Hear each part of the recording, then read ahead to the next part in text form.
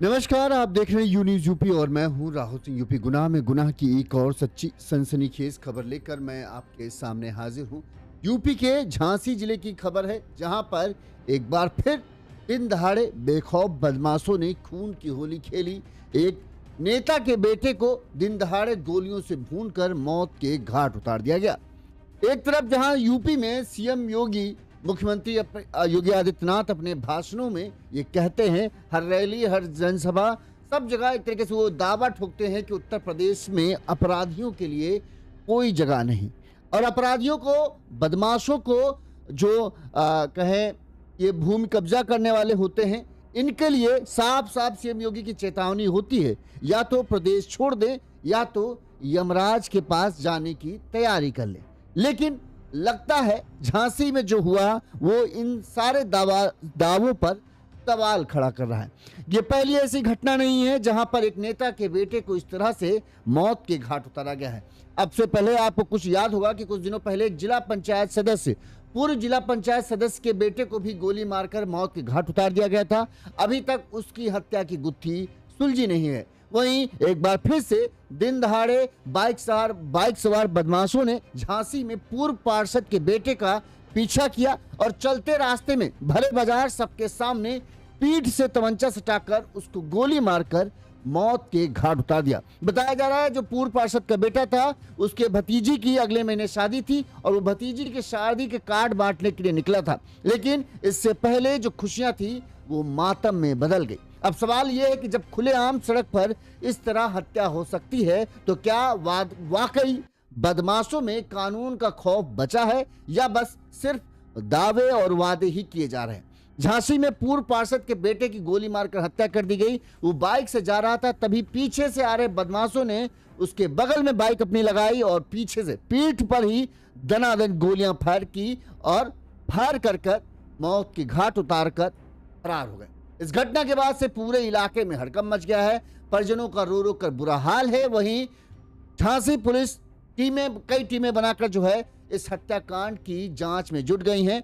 सबसे बड़ा सवाल कि आखिर क्यों पूर्व पार्षद के बेटे की इस तरह से हत्या की गई, क्यों इस तरह से उसे शिकार बनाया गया और हत्या करने का मकसद क्या था। इन तमाम सवालों के जवाब पुलिस टीम तलाश रही है। परिजनों से पूछताछ की जा रही है, लेकिन परिजनों ने अभी तक खुलकर कुछ भी नहीं बताया है, ये पुलिस का कहना है। पूरी घटना क्या है, पूरा मामला क्या है, यह हम आपको विस्तार से बताते हैं ताकि आपको पूरा घटनाक्रम समझ में आ जाए। सबसे पहले आपसे एक छोटी सी अपील, अगर आपको हमारी खबर अच्छी लगती है, आपको लगता है हम सही तरीके से अपनी खबरें दिखाते हैं, तो आप हमें आर्थिक तौर पर सहयोग दे सकते हैं। हमारा फोन पे नंबर स्क्रीन पर फ्लैश हो रहा है। इस नंबर पर आप अपने सामर्थ्य, अपने क्षमता अनुसार हमें मदद भेज सकते हैं, हम आपके आभारी रहेंगे। चलिए अब खबर का सिलसिला शुरू करते हैं कि आखिर पूरा माजरा ये है क्या। झांसी जिले के जो नई बस्ती का क्षेत्र है, नई बस्ती में अशोक श्रीवास्तव का घर है। इनकी पत्नी जो है मुन्नी देवी एक निर्दलीय पार्षद रह चुकी है।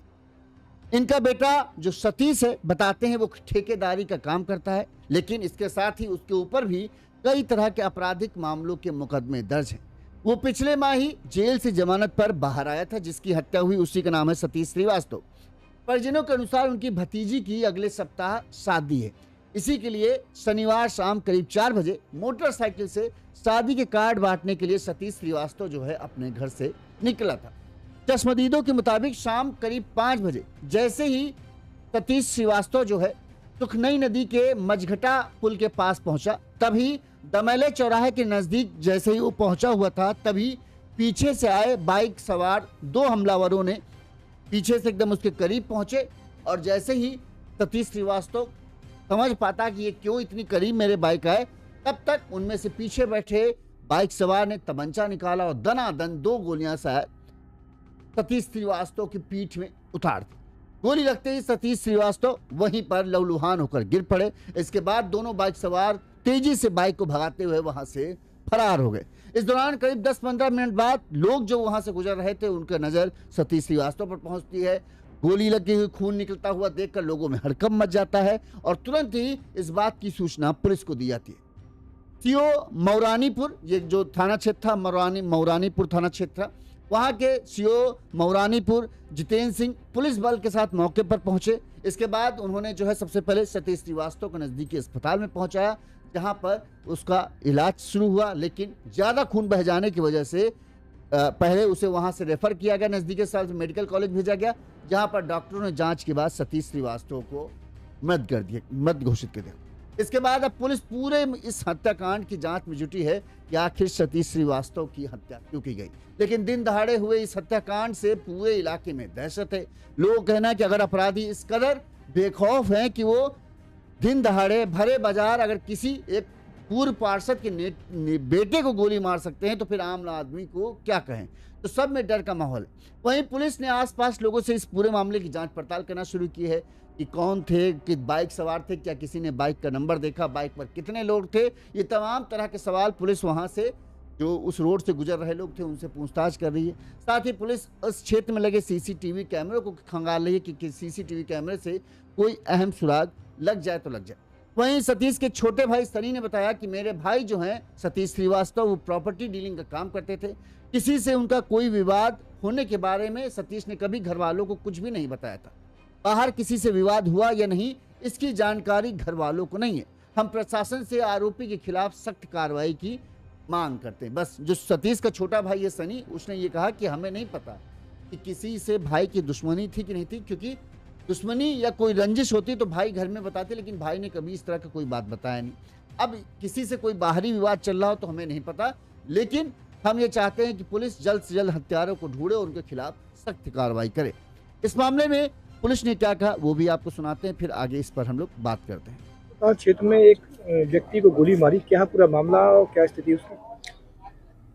देखिए, लगभग आज शाम को 5 बजे के आसपास हमारे जनपद झांसी के अंतर्गत मौरानीपुर थाना क्षेत्र अंतर्गत एक सूचना प्राप्त हुई है कि एक व्यक्ति का नाम जो सतीश श्रीवास है, उनको गोली लगी है और उनको पहले उनके जो भी उनके परिवार वाले या जो दोस्त थे उनको पहले सीएचसी लेके गए थे। वहाँ से उनके रिफ़र जो है जो अभी मैं यहाँ पर खड़ा हूँ झांसी मेडिकल कॉलेज रिफ़र हुआ है, वो उपचाराधीन है। और फिलहाल तत्काल सूचना प्राप्त होते ही मौके पर हमारी पूरी टीम ने चेक भी किया है और उसके बाद हम लोग यहाँ उनको देखने हेतु मेडिकल कॉलेज भी आए हैं। फिलहाल वो उपचाराधीन है, उपचार चल रही है। उनको जो गोली है पीछे से लगी है, मतलब पीठ के पीछे से। फिलहाल उपचाराधीन है। जो भी विषय सामने आएंगे आपको अवगत कराया जाएगा। क्या लग रहा है कि रंजिश है कुछ? फिलहाल जो अभी जो कुछ उनके जो आसपास के लोग या रिश्तेदारों से थोड़ा बहुत जो बातचीत की है, कहीं ना कहीं कुछ निजी व्यवहार की बात सामने आ रही है, लेकिन वो प्रथम दृष्टया है। बट लेकिन जो भी विषय सामने आएगा हम आपको अवगत कराएंगे। क्या आरोपी धरपकड़ करने के लिए कुछ पुलिस को टीम बनाई गई? हाँ, हमने जब सूचना प्राप्त होते ही 3 टीम हमने बना लिया। डिस्ट्रिक्ट स्तर पे मेरा जो टीम है उसको भी मैंने लगा दिया। बाकी मौरानीपुर से ही 2 टीम अलग अलग लगाया है और एक टीम जितने भी उस रोड में जो नई बस्ती में जो कैमरा है वो देख रही है और अलग टीम उनके जो पूछताछ है तो बाकी सबके लिए भी लग गया है। जो भी विषय सामने आएंगे आपको अवगत कराएंगे। Thank you. पुलिस अब पूरे मामले की जांच पड़ताल में जुटी हुई है। अब आप देखिए जिस जगह पे गोली मारी गई है, आप देखोगे दोनों साइड घर बने, बीच में रास्ता है। कोई रास्ता भी इतनी चौड़ी नहीं है कि ये हो कि भागने के कई रास्ते हो। भागने के रास्ता था सीधे सीधे जाना। जहां पर गोली मारी गई दोनों साइड घर, और इस तरह से लग रहा है कि हत्यारे पहले ही पता था कि आज जो है ये जो सतीश श्रीवास्तव हो यहाँ से निकले। जिस तरह से पूरा घटनाक्रम हुआ उस पर हम एक नजर डालते हैं। ये जो आपको बता दें कि मौरानीपुर थाना क्षेत्र जहां पर गोली मारी गई है और नई बस्ती के रहने वाला था सतीश श्रीवास्तव। इसकी मां का नाम है मुन्नी देवी, जो अपने क्षेत्र में निर्दलीय पार्षद रह चुकी। ठीक, यानी एक पार्षद बनना इतना आसान कोई काम नहीं होता, यानी अच्छा खासा रसूखदार परिवार था। सतीश भी बताते हैं जो सतीश श्रीवास्तव था ठेकेदारी करता था और इसके खिलाफ भी कई आपराधिक मामले हैं। ऐसा नहीं कि सतीश श्रीवास्तव कोई दूध का धुला था, कई आपराधिक मामले इसके ऊपर भी दर्ज हैं। और कह रहे हैं कि 1 महीने पहले ही ये जेल से जमानत पर, पिछले महीने ही जेल से जमानत पर छूटकर बाहर आया था। ऐसे में जाहिर सी बात है इसके भी कई दुश्मन हो सकते हैं, लेकिन घर वालों को इसके बारे में जानकारी नहीं। परिजनों ने जो बताया पुलिस को यही बताया कि भाई अगले सप्ताह जो है भतीजी की शादी थी।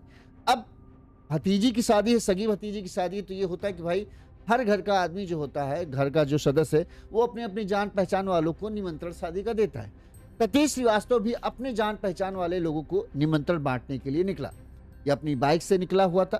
शाम करीब 4-5 बजे जब ये सुखनई नदी के आगे मझघटा पुल के पास पहुंचे, मझघटा पुल से जो है दमैले चौराहे के पास पहुंचा, तभी ये लोगों ने इस बात को नोटिस किया कि पीछे से जो है कुछ लोग कह रहे हैं एक बाइक पर 3 लोग बैठे थे, कुछ लोग कहना है एक बाइक पर 2 ही लोग थे। 2 बाइक सवार इसकी बाइक के जस्ट अगल बगल आते हैं, मतलब हल्का सा इसके बाइक के पीछे अपने बाइक रहते हैं, लेकिन लोगों ने नंबर नहीं देखा। बाइक एकदम बगल में जब आती है तो सतीश उसको देखते हैं, लेकिन इससे पहले सतीश समझ पाते ये कौन है। बताते कि पीछे जो बाइक सवार बैठा था उसने तमंचा निकाला और सीधे चलती ही बाइक में 2 गोलियां धड़ाधड़ सीधे पीठ पे मार।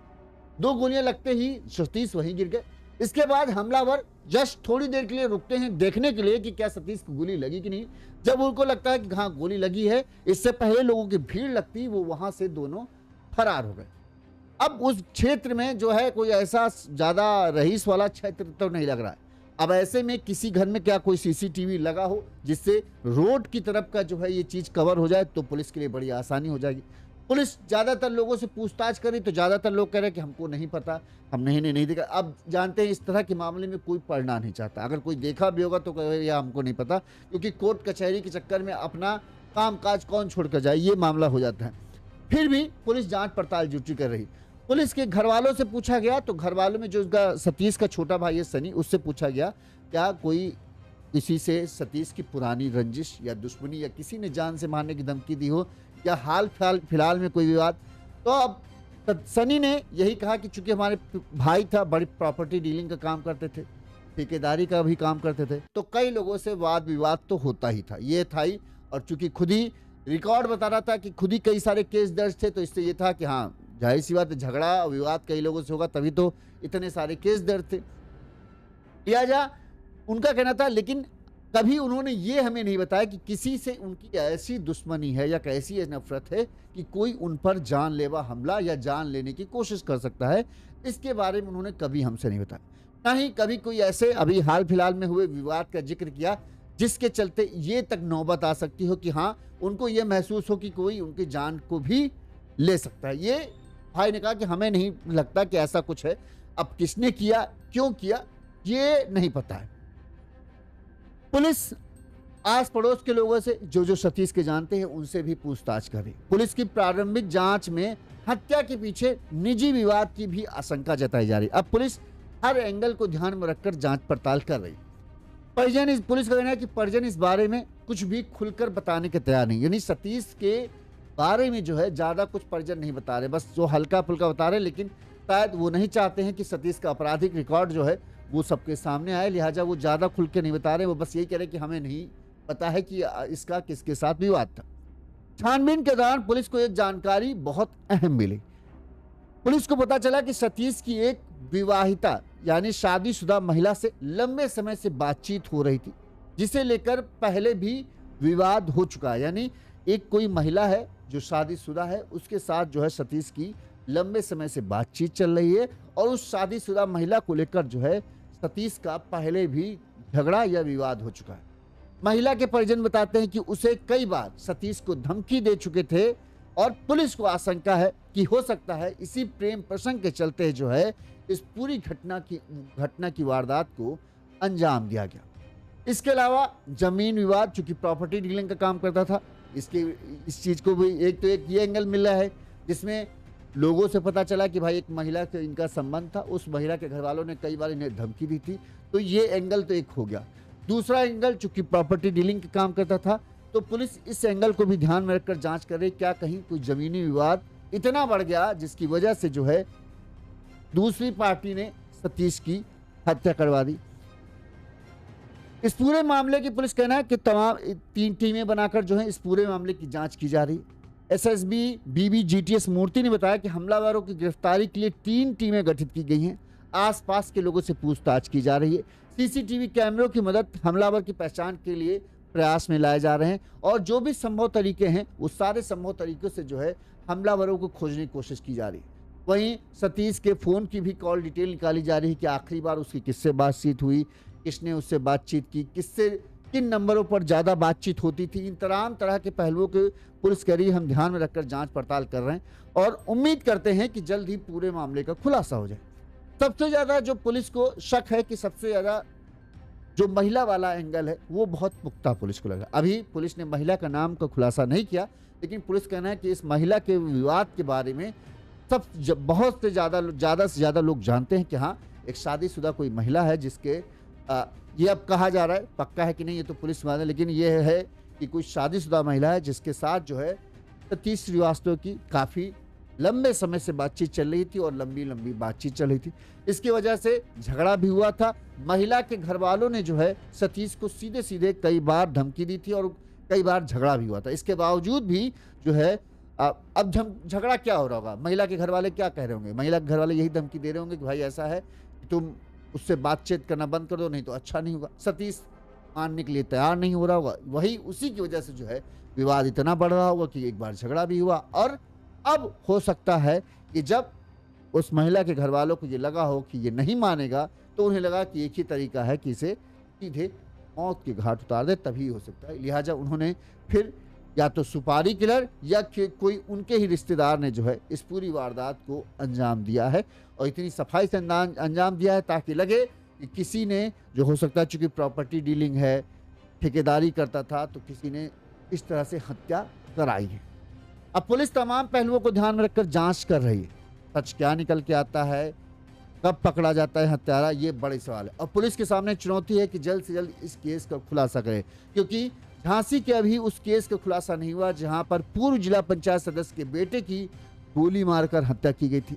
पुलिस उस गुत्थी को अभी तक नहीं सुलझा पाई। ऐसे में पूर्व पार्षद के बेटे की इस तरह से दिन दहाड़े गोली मारकर हत्या होना पुलिस के लिए कानून व्यवस्था पर सवाल उठाते हैं। राजनीतिक पार्टियां जो हैं, समाजवादी पार्टी है, उसको मौका मिल जाता है कि देखो इस तरह से दिन दहाड़े किसी भी का हत्या कर दी जा रही। देखो अब जो अपराधियों को बताया जाता है, बदमाशों को बताया जाता है कि या तो यूपी छोड़ दे या तो यमराज प्रयास जाने के लिए टिकट कला दे, उनमें इतनी हिम्मत है कि उनको इस बात का रत्ती भर डर नहीं और वो इस तरह से दिन दहाड़े वारदातों को अंजाम दे रहे हैं बिल्कुल बेखौफ होकर।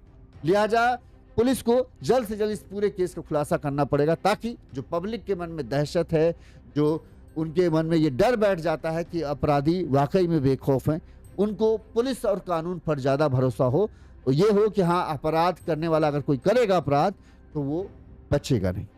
इस खबर पर आपकी क्या राय है, कमेंट करके जरूर बताइएगा। इसी तरह से गुनाह की तमाम खबरें हम आप तक पहुंचाते रहेंगे। देखते रहिए यूनिज़ यूपी। नमस्कार।